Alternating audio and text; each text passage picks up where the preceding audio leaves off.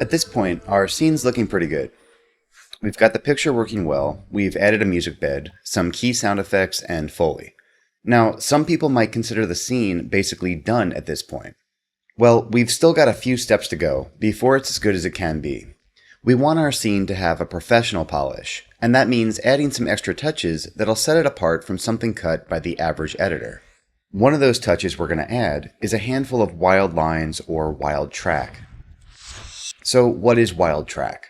Wild track, also known as wild sound and wild lines, is an audio recording intended to be synchronized with film or video but recorded separately. Generally, the term wild track refers to sound recorded on location, such as sound effects gathered when the cameras were not rolling, or extra takes of lines performed for audio only. In our case, the wild lines were actually recorded after the production was wrapped and the editing process had already started. The wild lines we'll be adding are recordings of some of the actors as well as a few sound-alikes. Earlier, when we were playing back the scene, I pointed out that there were some areas that felt a little bit empty and the pacing seemed to lag a bit. We've also talked about the importance of keeping the audience connected to the characters during the craziness of an action scene. We'll be adding a few wild lines throughout our scene to accomplish both those things. So let's take a look at the few of the types of wild lines we'll be adding and the reasons that we'll be adding them. We'll be adding a bunch of gasps and screams from Erica. These are probably the most important wild lines because they'll serve as a constant reminder of the stakes of this fight. That is, Erica's frightened and in danger, and if Dan can't win the fight, they're both in trouble. Hearing her gasp and scream occasionally is going to help her maintain a presence in this scene, in spite of the fact that her role is actually somewhat passive. We'll also be adding some threats from the thugs. A couple quick lines here and there throughout the fight, like "get him" and various curse words, will help solidify the notion of them versus Dan, and help them stay menacing and aggressive throughout the scene. And then last, we'll try to add a couple pleas from Dan, as he fights off the thugs and tries to protect Erica. Something like "leave her alone" or "get away from her" is basically what we're looking for. Alright, let's get started. So let's go ahead and duplicate our sequence. We'll go up to version 10, we'll call it Wild Lines, and load it up. Now, there's a little bit of housekeeping that I want to do before we get started here. I just want to combine basically tracks 1 through 4 is all of our dialogue. I'd like to get all the dialogue from the production audio onto tracks 1 and 2, so that we have tracks 3 and 4 available to put our wild lines on. So I'm just going to go ahead and just clean this up a little bit. And there might be a couple places where you can't combine the tracks, because let's say tracks 1 and 2 have some good dialogue on it, and tracks 3 and 4 have, maybe from a different take, have a better sound of the footsteps or a cloth grab actually from the production audio. And you can't really override, the two, and you need 4 tracks to get it all in. In those cases, put the dialogue on tracks 1 and 2, and anything else like the footsteps or the grabbing or anything else from the scene that you want to keep, go ahead and move that down to the Foley tracks if you need to. So I'm just going to go ahead and do this really quick, and then we'll keep going. Alright, so there we go. It's all cleaned up. We have tracks 3 and 4 available to add our wild lines. So I'm just going to go ahead and rename them accordingly. Track 3, we'll just call it Wild, and track 4, Wild. Okay. Alright, so there's going to be a bunch of wild lines that we're going to be adding throughout this. But rather than make you sit through watching me add all of them, we're just going to do one small section, and then I'll show you what the finished product looks like. And obviously in the cheat sheet, you'll be able to see the exact file names of all the different lines I added, and then reference my cut if you wanted to make yours look exactly like it. Or you can just take the lines that we have available that we've recorded for you, and you can find places where you think that they feel appropriate. Alright, but let's do this one section together. So this is the section where Dan gets knocked down for the first time. So he hits the ground, TT goes for Erica, Dan grabs TT's leg, Mouth comes in and kicks Dan in the stomach on the ground, and then TT and Mouth continue to go to town, just pummeling Dan as he's rolling around the ground. So we're going to add pretty much a new line from everybody in the scene at this point. So the first thing that we're going to add is a line from Erica. Now, I should say that the reason that this section is getting so many new lines is that it's pretty much the first big emotional high point that we have in the scene. It's the first time we see Dan in real danger on the ground. And the emotion is just kind of lacking currently in this section. I'm going to play for you what we have, and you'll kind of see what I'm talking about. It feels a little bit empty and lackluster, considering the importance of what's just happened.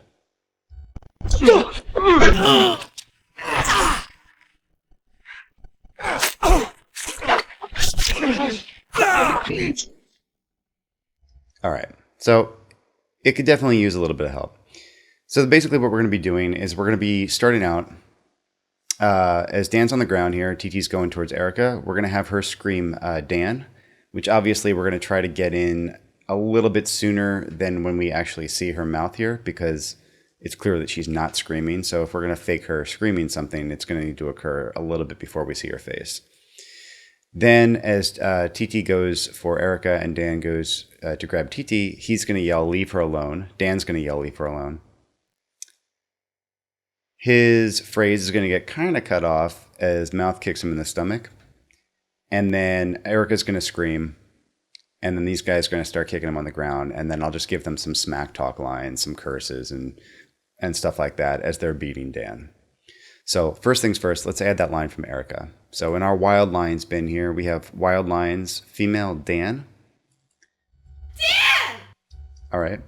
Now these have all been recorded after the production was wrapped. So a lot of these are sound-alike lines. And that's a really good thing to keep in mind, is that if you can't get a hold of your actors and you're realizing during the editing stage that, you know, oh crap, this section isn't working, or oh, I really wish I had them saying this, it's sometimes possible to do a pretty good fake of a sound alike, depending on how much alike the person sounds to your original actor, and also obviously how much other audio stuff you have going on underneath.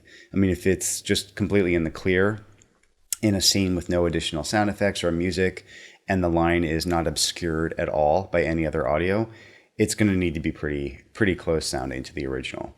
If there's a lot of other things going on, you can kind of hide some discrepancies. So in our scene, we do have kind of a lot of kicks and punches and drones, and we'll have more sound effects even later on that we're going to be adding with the sound design lesson. So the hope is that our lines are pretty close to the original, and you know, things like screams and one-off phrases are usually pretty easy to fake. But anyway, something good to keep in mind if you ever find yourself stuck and you need lines and your actors aren't available to record them. All right, so let's add Erica's line here.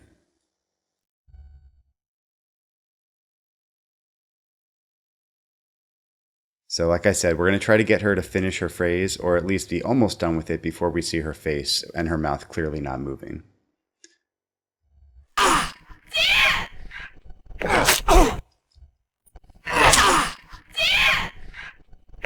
All right, that works pretty good. All right, so next we're going to have Dan yell, "Leave her alone." So I'll drop that in. Dan! Leave her alone!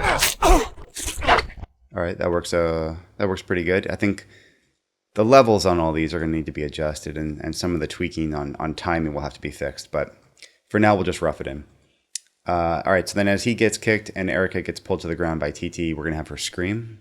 So that's Wild Lines female scream here. Drop that in. Leave her alone! Oop, a little bit early. Leave her alone! Still early. It should occur kind of as the kick's happening. All right. It's also a little bit loud, but like I said, we can fix that later. All right, and then as these guys are kicking Dan, I'm going to add this male motherfucker 1 line. And I'm also going to add them saying "what" as they're kicking them. What? That worked out pretty perfectly, yeah. That was kind of lucky where I dropped them in. They seem to kind of go in between the nice accents that we have with the different kicks and whatnot. All right, so let's play what we have, and then we'll make some adjustments and kind of get it all working. Leave her alone! Alright, so first thing I'm going to do is I'm going to lower his Dan's Leave Her Alone. Leave her alone! It's a bit loud. Not only is it peaking on our audio levels, but it's also just a bit loud in comparison to the rest of the dialogue that's going on in the scene. So I'm going to drop that by maybe 9 dB or so. Leave her alone! I'm going to drop her scream by about 9. Leave her alone!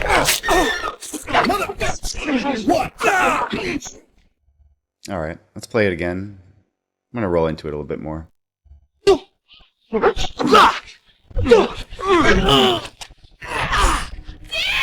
her alone!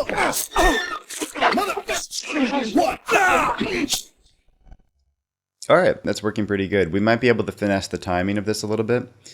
But it's still a little bit hard to say until we get our final sound design laid in. And we see where that kind of falls and how that fills out our audio bed.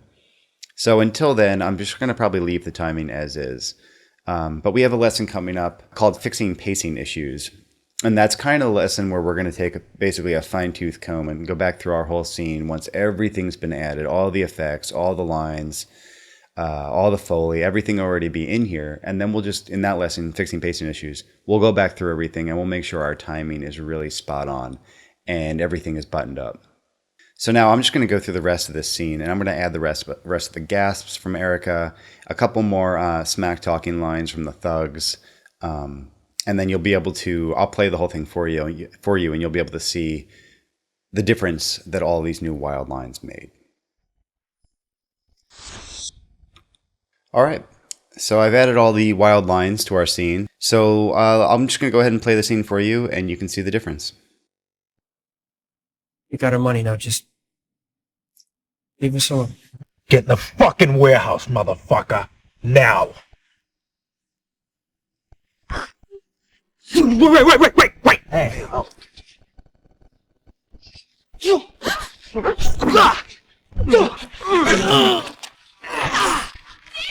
Leave her alone!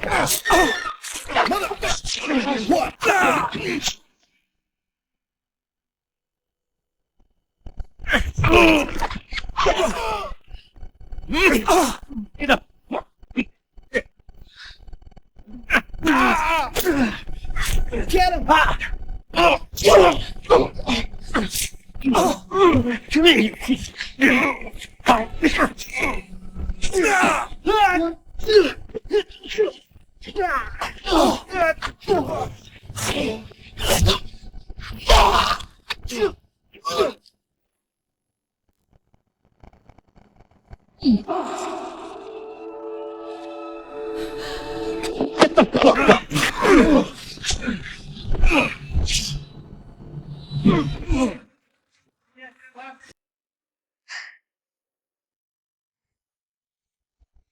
Alright, so in this lesson, we added some wild lines and pieces of character dialogue to our scene.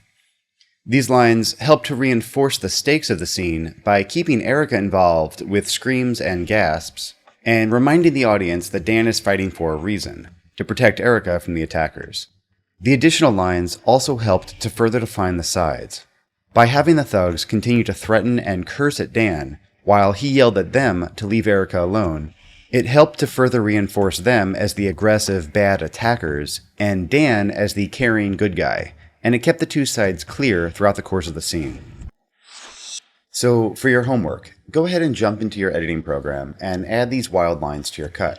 You can check out the cheat sheet if you get stuck, or if you want to reference some of the file names of the lines that I used. Coming up, we're going to be accenting some of the moments in our fight with sound design, like additional rises, whooshes, hits, and stingers. This lesson is where we're going to really add a level of polish to our audio bed and pump up the excitement of our scene. Alright, I'll see you in a bit.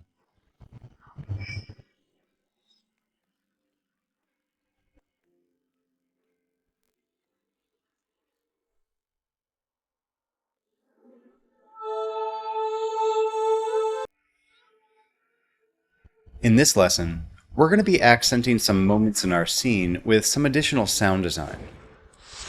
So why should we layer sound design into our cut? Well, for starters, we can use it to increase the intensity of some attacks. If there's a particular punch, kick, flip, or whatever that we want to make seem particularly powerful, we can layer some additional sound design like whooshes and hits on top of the existing, more traditional sound effects that we've already added. This sound design will beef up the moment and give it a sense of power and importance. Next, we can use it to help control the rhythm and the pacing of the scene. Just like we built our music bed to guide the viewer's emotions through the scene, we can use sound design on top of that to create some gradual swells and lulls in the intensity. For example, we'll be adding more rises and suckbacks that lead into some of the bigger moments in the fight, like when Dan's hit with the bottle and when he spin kicks TT at the end of the fight.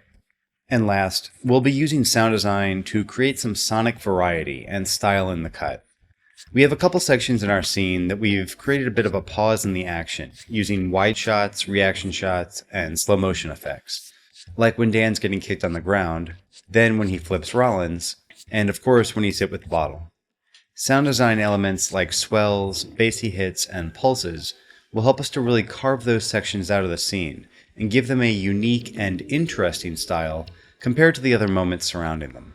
This will keep the viewer engaged and interested, as well as highlight those moments as being special for one reason or another. I'd also like to mention, this lesson covers a lot of editing tactics, and as a result is rather long. If you feel like you're ready to begin editing your own scene before the lesson's over, feel free to skip to the end, review your homework assignment, and get started editing. I promise, you won't hurt my feelings. So, as always, first thing we're going to do is duplicate our sequence. We'll go up to version 11, and we'll call it Sound Design. And load it up. Alright, so as I've mentioned before, obviously I'm working here in Avid.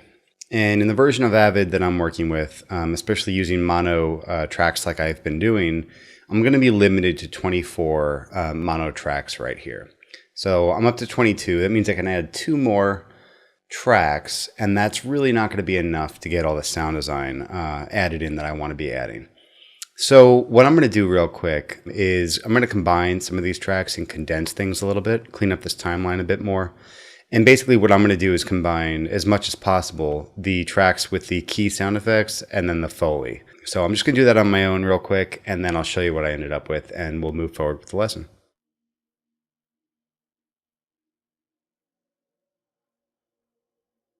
All right, so here we are. You can see that I was able to condense a lot of the key sound effects and the Foley all onto tracks between 5 and 12. And I freed myself up a few tracks down here to be able to add some more sound design within my 24 track limit. And obviously I relabeled everything accordingly. I'm actually also just gonna real quick just fix these colors, these track colors, because I want to keep my color coding as consistent as possible. Just so you guys can see what I'm doing. I think these were all some shade of purple, I believe. There we go. And then, and we'll just go ahead and we'll just make the sound design all that pink color that we had before. Or salmon, whatever color it is. Let's see. Yeah, good enough. Cool, perfect. All right. Save that. All right, so good to go. Now what I'm going to do is I'm just going to bounce around to a couple different sections, and I'm going to demonstrate using the sound design for the various different purposes that we talked about, like increasing the intensity of an attack. I'm going to show you how to use it to control pacing a little bit, and I'm also going to show you how to use it to create a bit of sonic variety in some of the sections where we have something different going on, like the slow motion effects and whatnot. So I think first thing I need to do is reset my interface here so we actually have some video to look at. Okay. All right, so we'll start with the very first attack here. This will be the first example I'll show you. And this is going to be an example of using sound design to increase the intensity of an attack. So the first real interaction we have here is Dan grabbing Rollins' wrist, and then he pushes him away, and then Rollins comes in, and we got this big sucker punch right here. So what I'd like to do is add a little bit of sound design to this wrist grab. And obviously it's pretty early in the fight here, and not too much has happened, and the drone and the music bed itself is still starting to just very slowly kind of come into play here. So it can't be anything too over the top. It would feel inappropriate and too soon. So we're going to look for a couple subtle elements of sound design we can use to accent this wrist grab moment and really cue the viewer into the fact that something's really amiss and bad things are about to happen, essentially. So first thing I'm going to do is I'm going to find a nice soft, deep, bassy hit that I can layer in along with when the contact occurs between Dan's hand and Rollins' wrist. So a sound that I liked for that is actually called Tomb Soft Hit. But what you could certainly do is just sift for hits and try them out and see what you think. But this is the one that I kind of liked. You can see it's pretty subtle, and obviously if you turn it down, it really won't have too much of an overbearing impact. And that's kind of what we want right now. We want something relatively low-key. I'll let it taper out, so obviously it's nice to have the waveforms on so you can see make sure you're not clipping your sounds. And I think I'm going to decrease the size of my waveforms a bit too. They're kind of blown out there. All right, so we find where the grab occurs, which is obviously the same place where we already have our key sound effects occurring with the cloth grabs and the body hit and everything that make the natural sounds of this moment. So layering in this design on top, it should pretty much just line up with the hits that we already have, or the sound effects that we already have. And I'm going to definitely start off by lowering it a bit because I'm sure it's going to be quite a bit too loud. All right, let's see how this sounds. So actually, I'm going to turn it off and I'm going to play what we had, and then I'll turn it on and we'll see the difference. Fucker. Now. Wait. Okay, so that's fine. It's very natural sounding and there's nothing wrong with that. So now we layer in a bit of our sound design. Now.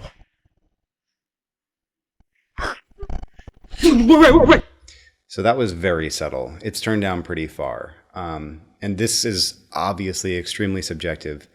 I'm going to raise it a little bit, but you can even tell just with that little bit of subtlety that it had in there, you got a little bit of a sense to it. There was a little bit of a subliminal feeling of more impact to this moment. And obviously, if you're sitting in a theater or a place where you have a subwoofer active, you're going to feel that more than you're going to really hear it, especially, obviously, when you're adding bassy type things like this.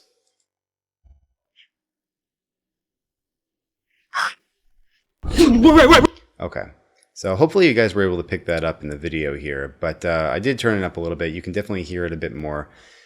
But it's subtle, and I'd like it to remain that way for the time being. And we're going to do a little bit more overt sound design addition later on in the sequence with some of those other moments more towards the end where the intensity is already ramped up pretty high. So we can kind of get away with bigger sound design changes. But for now, I'm going to leave this nice and subtle. And I'm going to add one more thing to it. I'm going to add a bit of a metal whine that occurs after this.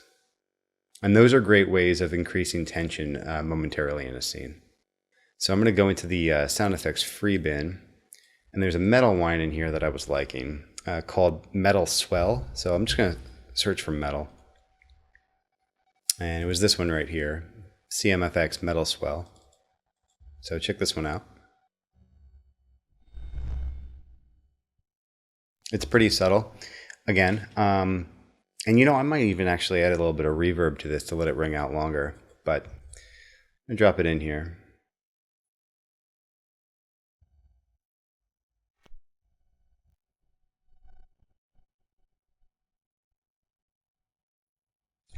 Increase my waveforms a bit on the track where this guy is so I can see where it is.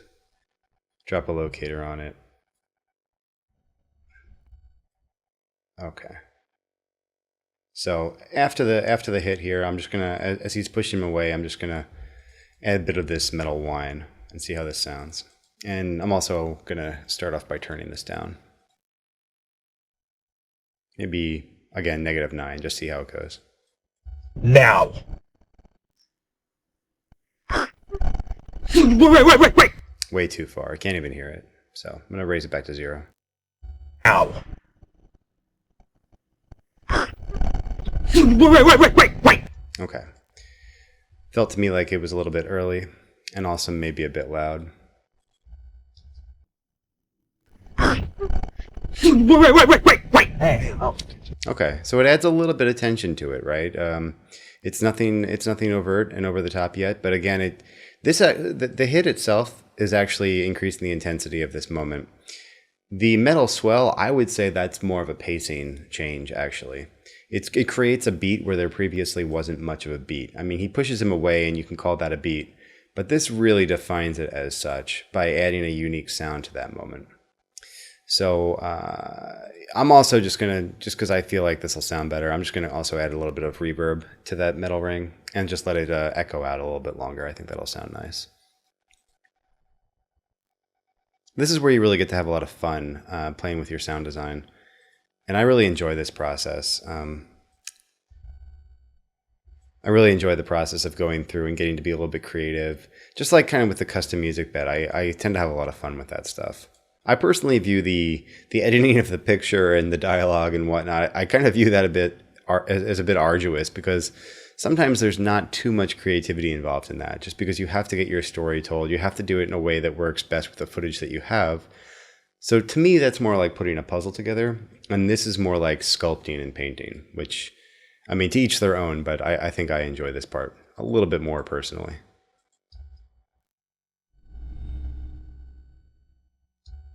All right, a little bit longer of a ring out. House, motherfucker. Now. Wait. Hey. And typically, I don't know if you guys noticed that, but adding a reverb sometimes will kind of require you to boost the gain a little bit. Wait. Hey. Okay, nice. All right, so now I'm gonna sound design a little bit more on this next accent here, where this big punch comes in from Rollins. This could definitely benefit from actually some fairly aggressive sound designing, since this is a really big moment that kind of kicks off the whole fight.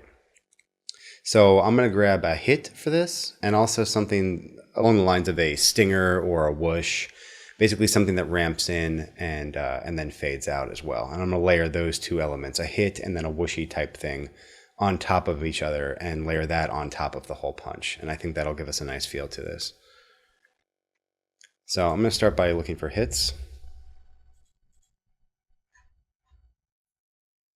These Moss Landing free-for-all hits are really great. And I have this number 4 marked because it's a nice deep one. That's kind of nice. Some of these get a bit crazy and they're just kind of inappropriate for what our need is right now. I mean, that's a cool hit, but it has no place in our scene. It would just be too weird. So I think we can get away with this number 4. All right, so I'm going to drop that in. And again, I'll put a locator where the hit actually occurs just so we can kind of really see what we're doing to line stuff up well. Drag it back a couple frames.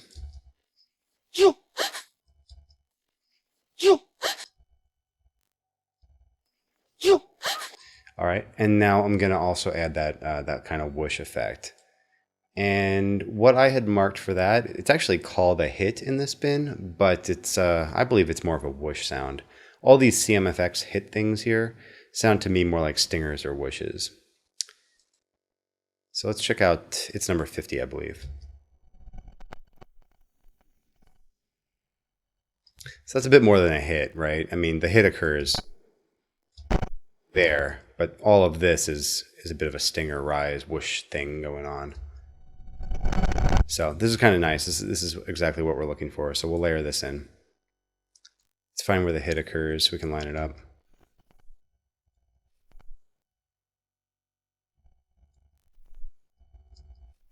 Probably right about there. Put a locator on it and then line this all up.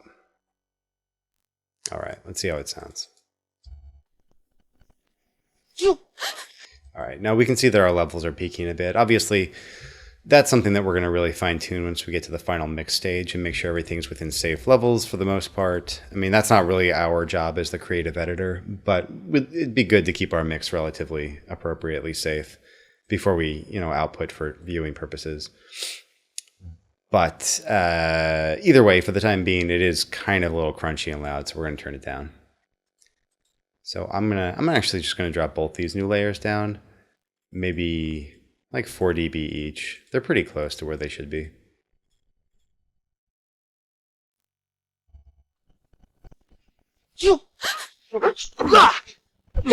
Okay. I like the sound of it. So as far as if we need to lower everything overall later on to kind of get in safe zones, then we can just do that. But for the time being, I think it sounds good. And that's what I'm going for right now. Okay, so this was our first example I wanted to go over. So we just accented 2 different hit moments, a really subtle one, and then something a little bit more overt.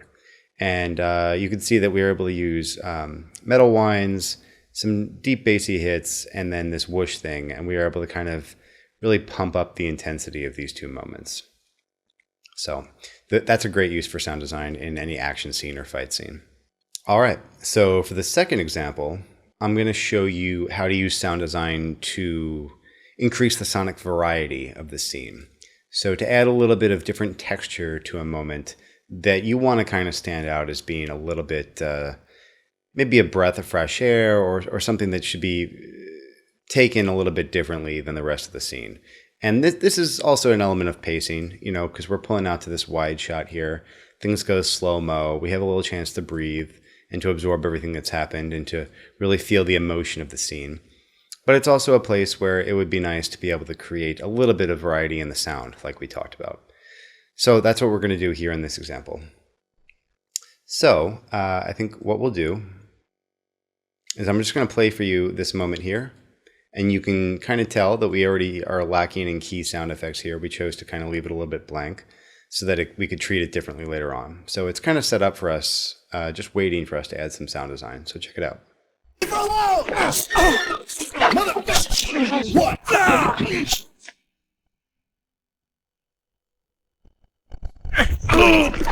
Okay, so it's a nice pause. It's a nice breath. So we're going to see what we can do to make this feel a little bit cool. All right, so I found some neat sounds that I was liking here. One of them was called Crying, CMFX Crying.